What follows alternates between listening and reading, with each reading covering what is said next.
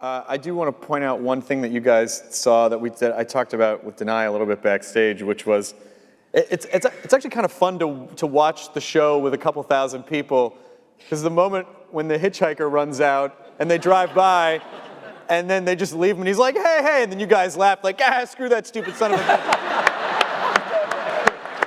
It's so funny that you guys laughed at that. This poor guy who's clearly alone.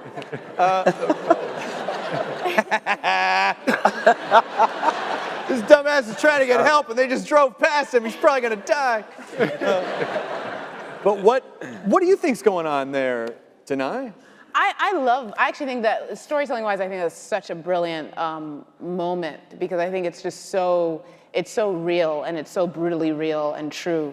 And I've had some folks ask like, oh, how could that happen, and da da da da da. And I've had a couple thoughts on it. Well, firstly, I was thinking it's easy to think that way in this realm, in a realm that's this plentiful and this convenient and this structured. But who would you be in a realm where you're in a post-apocalyptic moment of that level of direness? And I was even thinking about someone I talked to, who's in the diplomatic corps in West Africa, and the sort of stuff she had to drive by, because protocol-wise, she can't do anything about it. And there's no way, there's no resource, there's no ability. And so it's actually very connected to what I always loved about how this show's structured, which is that it's like a war zone. It's like a place where, you have to make very hard decisions, because, you're not in a realm where you can trust anybody very easily, and you're not in a realm where you have much.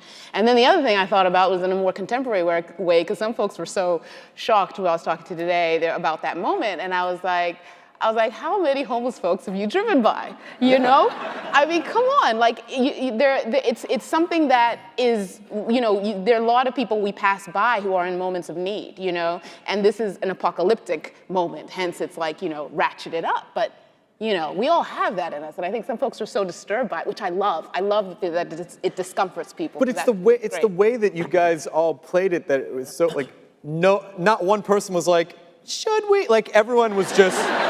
And everyone just totally ignored. Even Carl was in the back. Carl looked like Danny Torrance in the back. Just this is totally, just like everyone's just so over it. Yeah. Oh, Mrs. Torrance.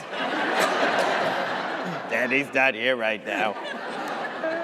But that's just the reality of their world. It is, and I think that to me, it's a very rich moment. I think, playing it and actually going through that moment, it felt like one of those moments that really resonate to a very global human truth. And I think that it's something that occurs every day in parts of the world where things are not as put together as they are right now. Yeah. And that's what I love about it, because it resonates to global direness. Yeah. It's great.